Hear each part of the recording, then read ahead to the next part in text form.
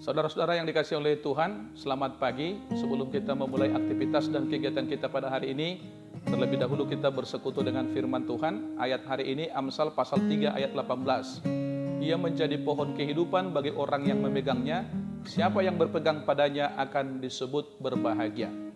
Saudara-saudara, dalam perikop ini ada kata berbahagia. Apa ukuran kebahagiaan dalam kehidupan kita?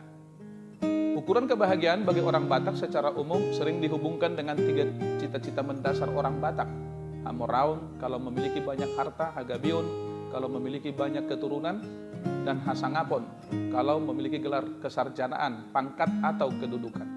Ukuran kebahagiaan bagi masing-masing orang tentu berbeda-beda sesuai dengan situasi dan kondisi kehidupannya atau sesuai dengan keinginannya masing-masing. Ada orang tua merasa bahagia kalau anak-anaknya lulus kuliah, meraih gelar sarjana.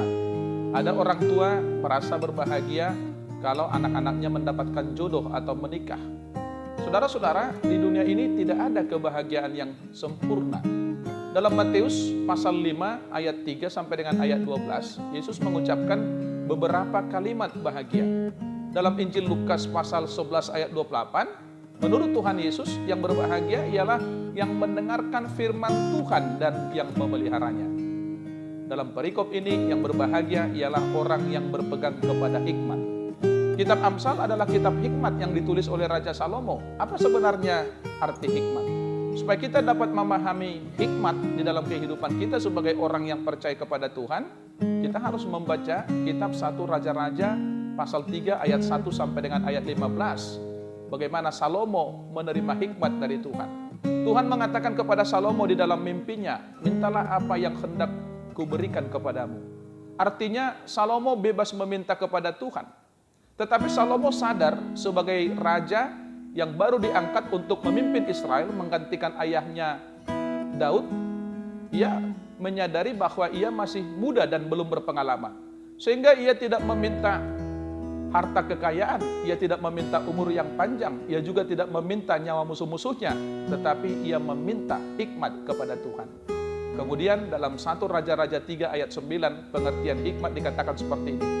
Maka berikanlah kepada hambamu ini hati yang paham menimbang perkara untuk menghakimi umatmu dengan dapat membedakan antara yang baik dengan yang jahat.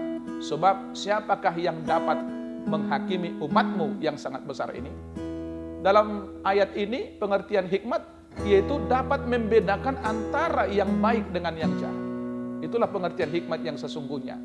Sehingga mengambil keputusan untuk hidup di dalam kebaikan, melakukan hal yang baik dan melakukan hal yang jahat atau dosa. Itulah orang yang berhikmat.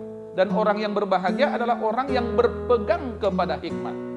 Saudara-saudara, hikmat itu bersumber dari Tuhan. Kalau ada orang yang merasa kurang berhikmat atau tidak memiliki hikmat, kita dapat memintanya kepada Tuhan. Hal ini ditegaskan dalam Yakobus 1 ayat 5, dikatakan seperti ini. Tetapi apabila di antara kamu ada yang kekurangan hikmat, hendaklah ia memintakannya kepada Allah yang memberikan kepada semua orang dengan murah hati dan dengan tidak membangkit-bangkit, maka hal itu akan diberikan kepadanya. Agar menjadi orang yang berhikmat, kita juga harus menjadi orang yang takut kepada Tuhan. Amsal 9 ayat 10 mengatakan, permulaan hikmat adalah takut akan Tuhan dan mengenal yang maha kudus adalah pengertian. Jelas, untuk memperoleh hikmat, kita harus takut kepada Tuhan. Kalau dalam ayat ini dikatakan, ia menjadi pohon kehidupan bagi orang yang memegangnya, siapa yang berpegang padanya akan disebut berbahagia. Hikmat itu adalah Yesus Kristus yang memberikan kehidupan dan kebahagiaan bagi orang-orang percaya. Dan berpegang kepadanya, maka kita akan menjadi orang yang berhikmat. Sehingga saudara-saudara, mari tetap percaya kepada Yesus Kristus supaya kita menjadi orang yang berhikmat, orang yang dapat membedakan antara yang baik dengan yang jahat, sehingga kita mengambil keputusan untuk hidup di dalam kebaikan. Kemudian kita akan memperoleh kebahagiaan atau sukacita di dalam kehidupan kita. Amin. Kita berdoa. Terima kasih Tuhan untuk berkat-Mu dalam hidup kami. Terima kasih untuk napas kehidupan dan kesehatan yang Tuhan anugerahkan. Dan kami memohon penyertaan Tuhan pada hari ini di dalam kehidupan kami untuk melanjutkan aktivitas aktivitas dan kegiatan kami. Kami juga bersyukur telah disapa oleh firman-Mu yang menjadi makanan rohani di dalam kehidupan kami. Kiranya Tuhan berkenan memeteraikan dalam hati kami, supaya kami menjadi orang yang berhikmat, orang yang dapat membedakan antara yang baik dengan yang jahat, supaya kami dapat mengambil keputusan untuk hidup di dalam kebaikan. Sertai kami pada hari ini dalam segala aktivitas, kegiatan dan pekerjaan kami. Berkati apa yang kami kerjakan, supaya kami dapat menikmati berkat Tuhan di dalam kehidupan kami sehari-hari.